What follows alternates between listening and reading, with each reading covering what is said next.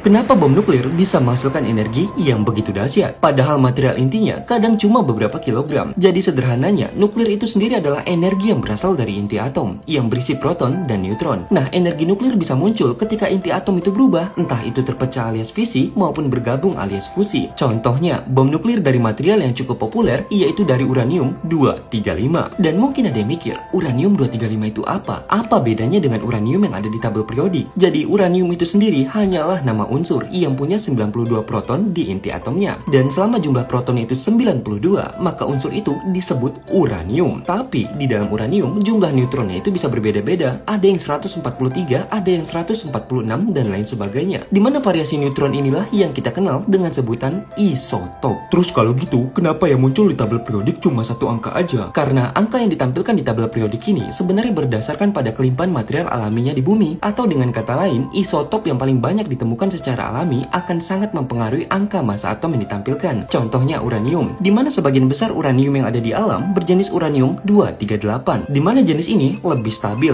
dan yang pasti waktu peluruan radioaktifnya jauh lebih lama dibanding 235. Itulah sebabnya uranium-238 menjadi jenis uranium yang paling banyak ditemukan di bumi. Terus apa bedanya uranium-238 sama 235? Kenapa yang 235 ini lebih brutal? Jadi kalau kita lihat komposisi inti atomnya dengan cara mengurangi massa atom dan protonnya, maka kita akan mendapatkan selisih sebesar 3 neutron saja. Tapi dalam dunia nuklir, hal ini bisa membuat sifatnya berubah total, di mana sifat dari uranium-235 ini sangat-sangat labil, sehingga ketika sebuah neutron menabraknya, ia akan terbelah, dan proses inilah yang disebut dengan fisi nuklir. Dan saat hal itu terjadi, maka akan menghasilkan 3 hal penting sekaligus. Yang pertama, intinya akan terpecah menjadi atom baru, seperti barium atau kripton. Dan saat inti pecah, maka ia akan melepaskan neutron baru lagi, dan neutron itu menabrak atom uranium yang lainnya, dan begitu seterusnya. Atau dengan kata lain, reaksinya ini berantai. Dan yang pasti, sebagian kecil masanya ini akan berubah menjadi energi yang sangat dahsyat. Dan hal ini pun dijelaskan oleh persamaan terkenal dari Einstein, yaitu E sama dengan mc kuadrat. Artinya, energi yang dihasilkan berasal dari massa yang dikalikan dengan kuadrat kecepatan cahaya. Nah, karena nilai kecepatan cahaya ini sangat-sangat besar, maka perubahan massa yang sangat kecil bisa menghasilkan energi yang luar biasa. Dan inilah alasan kenapa bom nuklir bisa menghasilkan ledakan yang sangat brutal.